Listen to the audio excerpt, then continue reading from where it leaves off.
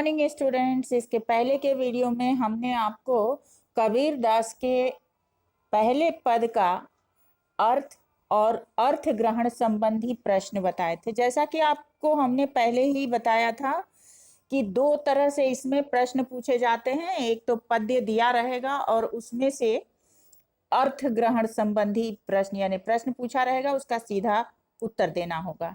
और दूसरा जो बिंदु बनता है वो काव्य सौंदर्य संबंधी।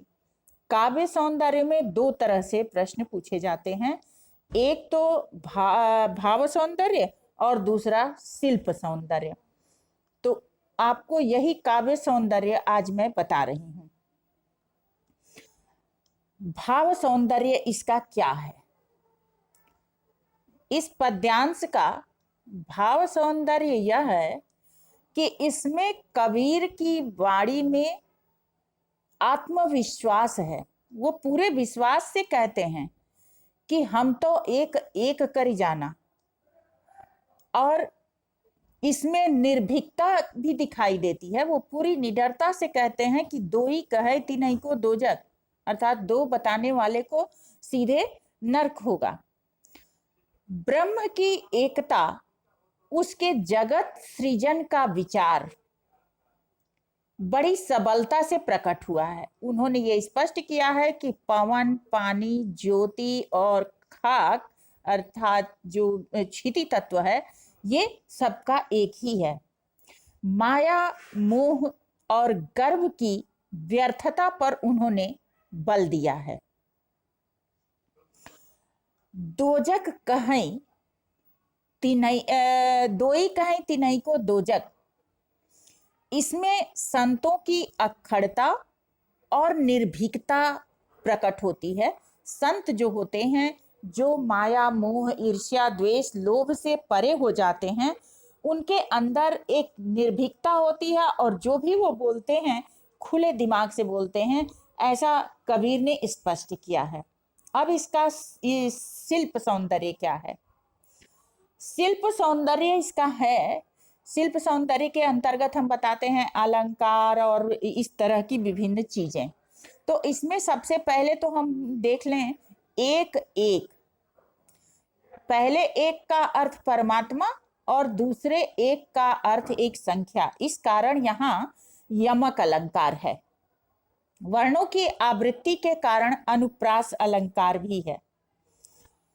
जैसे बाढ़ी काष्ठ ही काटे, जिस प्रकार, तो यहाँ उदाहरण अलंकार है।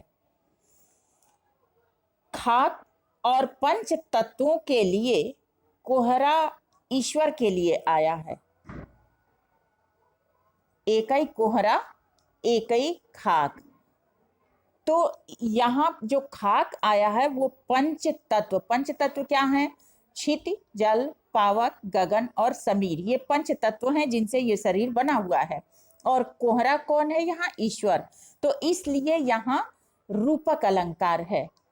ईश्वर रूपी कुहार, पंच तत्व रूपी खाक, रूपक अलंकार।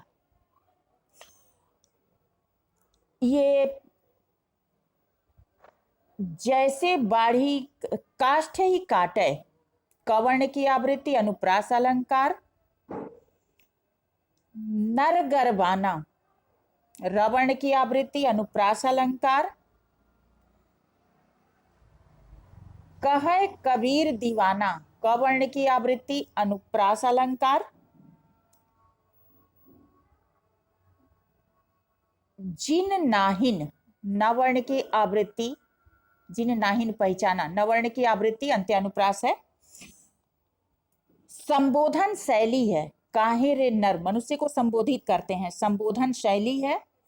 गेय पद है, गेय का मतलब कि गाने योग्य, संगीतात्मक, लयबद्ध, गाने लायक पद है। तो ये इसकी शिल्प सौंदर्य की विशेषता हुई। आज हमने आपको बताया भाव सौंदर्य और शिल्प सौंदर्य, ये 3-3 नंबर के प्रश्न आते हैं, ध्यान दीजिएगा। नोट्स बड़े ध्यान से बनाइएगा। नेक्स्ट वीडियो में अगले पद के साथ मिलते हैं, तब तक के लिए धन्यवाद।